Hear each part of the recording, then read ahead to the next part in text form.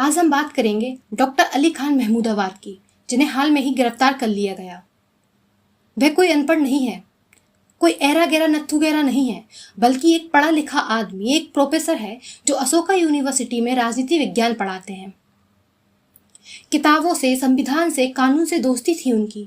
आखिर उन्होंने ऐसा क्या कर दिया कि उन्हें गिरफ्तार कर लिया गया? हाल में ही अली खान महमूदाबाद ने फेसबुक पर एक पोस्ट शेयर की, जिसमें उन्होंने भारतीय सेना और ऑपरेशन सिंदूर की तारीफ की, लेकिन साथ ही सरकार से कुछ सवाल किए और सरकार की आलोचना कर दी। उन्होंने न कुछ देश विरोधी लिखा, न नफरत फैलाई, न संविधान तोड़ा, फिर भी सलाखों के पीछे हैं क्यों? क्योंकि उन्होंने सरकार की आलोचना कर दी और सरकार से कुछ सवाल किए और सत्ता को ये सवाल पसंद नहीं आए, और धर्म वो सबसे आसान बहाना बन गया। क्योंकि उनका नाम था अली खान और पहचान थी मुसलमान। अब सवाल यह है कि अभिव्यक्ति की स्वतंत्रता भी अब धर्म देखती है, क्योंकि मध्य प्रदेश के मंत्री विजय शाह ने कर्नल सोफिया कुरैशी को आतंकवादियों की बहन बताया।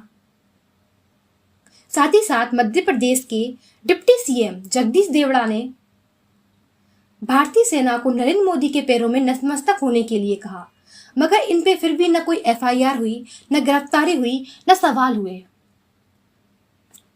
अब सवाल ये नहीं होता कि प्रोफेसर ने क्या कहा, क्या सवाल किए। अब सवाल ये खड़ा होता है कि क्या उनकी जगह कोई नेता होता तो गिरफ्तार होता? क्या इंसाफ भी अब धर्म से तोला जाएगा? क्या सवाल पूछना अब जुर्म बन गया है, या सिर्फ मुसलमान होना ही काफी है? क्या मुसलमान होने की वजह से उनकी बात को राष्ट्रविरोधी मान लिया गया है? क्या सरकार की आलोचना करना गुनाह है? क्या व्यक्ति की आजादी सिर्फ किताबों में रह गई है? हम न किसी धर्म के खिलाफ बोल रहे हैं, न किसी भावना को आहत करना चाहते हैं। हम सिर्फ संविधान की बात कर रहे हैं, स्वतंत्रता की बात कर रहे हैं, सच बोलने के हक की बात कर रहे हैं।